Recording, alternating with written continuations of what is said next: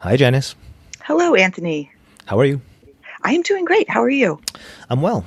Let's ruin our mood by talking about some Fantastic. negative topics. Fantastic. 8 estate planning moves if you're getting divorced. So I didn't really want to do this one because I don't like dwelling on potential negatives. But you know what? For folks who are in this area, this could be a great help. So let's try to help them. That'll be the positive spin on this. Yeah. Absolutely. Glass is half full. Right on. Would you like to get started? Yes. So this opens up with divorce is not easy. Boy, is that the truth. Yeah. It's difficult emotionally. You have a lot to do, a lot of decisions. So the first thing they talk about here, they're going through your different estate documents, is updating your healthcare proxy. So if you're in a car accident, end up in the hospital, who's going to make the healthcare decision for you? Do you want it to be the spouse that you're divorcing? Do you have somebody else in mind? Just something to really think about if something happens. So, before we get too deep into this, I want to really just caveat it. This article gets into some real nitty gritty details. So I just want to remind everyone, this is a podcast. This is not legal advice.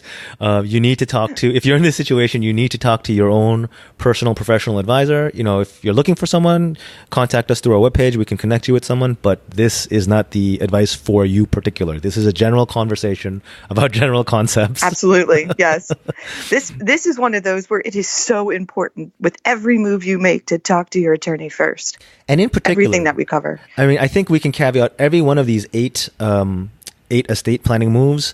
If you're getting divorced, they should all be checked with both your divorce counsel and your estate planning counsel, because there's a lot of nuance here. Yeah. Oh yeah. And it gets right into, are you allowed to do it? You're in the divorce process, which is pretty complicated. So I wouldn't make any of these moves without talking to your attorney for both first. So before you jump jump ahead to number 2, Janice, I want to give an overview of New York, law. And again, check with your local counsel. But in general, upon a final divorce judgment or decree in New York, meaning a formal divorce, a lot of things will automatically get unwritten. Meaning, if your wife is in your will, or not a wife, spouse, excuse me. Spouse. Well, you're talking, I got it. If your spouse is in your will or is a beneficiary on certain types of accounts or life insurance, upon a final, court-ordered divorce, the spouse is sort of erased from all those documents. Even if the name is still there, they just sort of skip that entry, right? They treat the spouse as predeceased. But the problem is, at least from what I've seen in my experience, that very gray period between when you're starting the divorce process and when you get that formal court order, those protections don't exist. That wipe away law doesn't exist. So you need to take steps now, unless you want your soon-to-be ex-spouse to inherit or whatever, or be in control if you were to pass away in between. And I have seen it happen. I've had some very sad situations. Yeah. So with that downer, please go ahead, jump ahead to number 2. But it's, like you said, it's that gray area. But where I am in Pennsylvania, the laws are different. So you would definitely have to talk to somebody before you made a move, because things aren't automatically erased at the end. So it's different depending on what state you're in, which is really interesting. You cross the border and everything's different. Right. So change to your power of attorney. Same thing. You and your spouse probably executed powers of attorney at some time. If it's durable, did you give them access to everything? Same thing. Is this something that you want to change now? Wait until the end of the divorce process when you have your decree. I go back to, I know I'm going to say this probably 15 times, is talk to your attorney. Do you want to change this so they can't make those decisions? But what are the implications of it legally before you make that move? So I generally think power of attorneys are way overpowered as legal documents. They're not even witnessed. You can just go to a bodega or stationery store and get them notarized, and then you can potentially have financial power over everything for another human being. To me, that sounds kind of out of proportion with what it takes to get it done. But with that in mind, this is like one of the first things you should address if you're on the cusp of starting a divorce process, because, and I'll just give you one example just one example from my experience. A couple getting divorced, they're in the process, they don't, it's not formalized yet, but it's not looking good. And one spouse uses the power of attorney to take out multiple HELOCs or home equity loans against the properties of the other spouse, basically draining all the equity to cash and running off with it, using the power of attorney. And that's that's a big problem when This you're was going through a divorce. And this was huge, hundreds of thousands of dollars, just poof, gone. And I mean, I actually don't know if it was undone. I really hope it was, but I'm sure if it was, it caused tremendous stress, legal fees, and time just to undo all that. I mean, just that can't be a quick process. Yeah, just get rid of that power of attorney ASAP. Okay. Number 3, this is speaking to what Janice mentioned. Find out what you can and cannot alter. The laws are different in every state, and possibly, county by county. So, can you change in this gray period between when you start the divorce process and when you get the actual court order? Can you change your beneficiaries on life insurance? Can you change your will? Can you change your 401k? You gotta speak to a professional and get advice on that. Yeah. Absolutely. Because as you know, most of these accounts are part of the divorce and equitable distribution process. So if you make any of these moves unilaterally, that could have some pretty bad end results. Number 4, update your will. It feels like this would be covered under what we just talked about.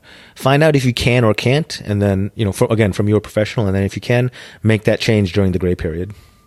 Yes, absolutely. You want to take number 5, Janice?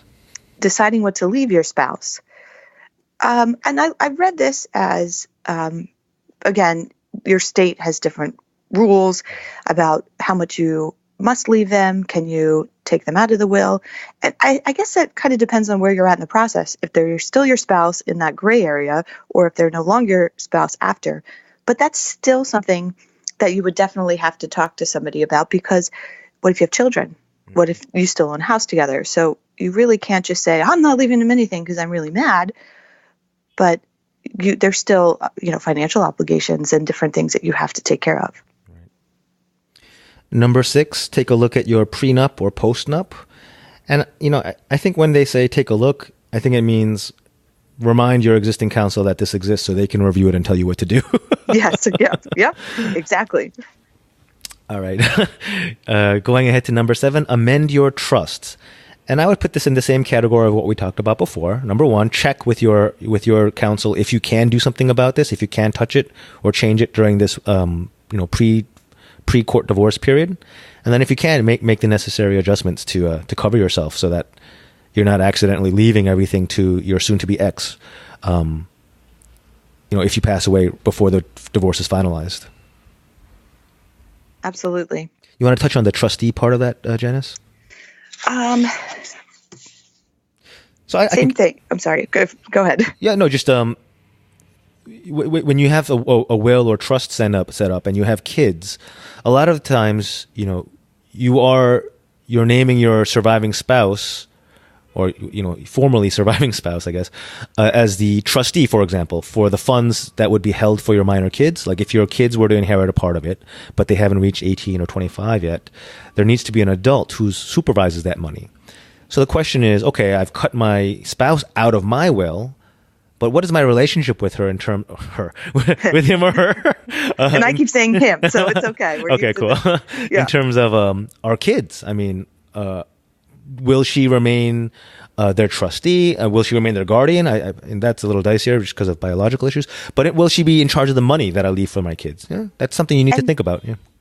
There are a lot of divorcees that have a great relationship that would be an okay situation. If you sit and talk to your financial advisor and your attorney and say, you know what, we actually are okay.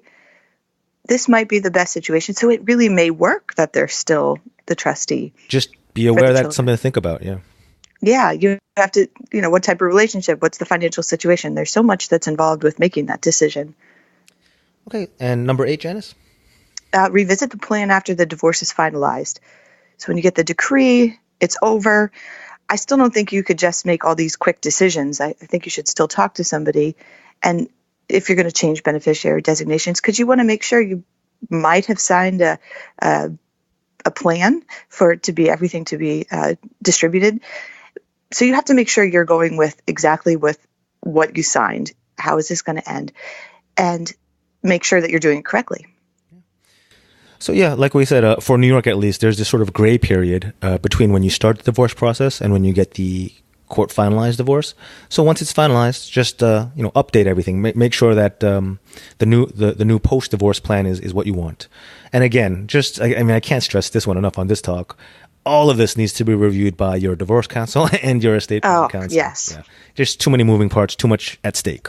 This is not something you should just go do or take lightly or do unilaterally. You should definitely have somebody that you're talking to, your attorney, that gives you the correct moves to make. Okay. Well, Janice, I promise the next talk will be lighter. Yeah. Fantastic. That's so great. I'm looking forward to that one. Cool. All right. Thanks again for chatting with us. Thanks again for the article by Christine Fletcher. And we'll talk next time.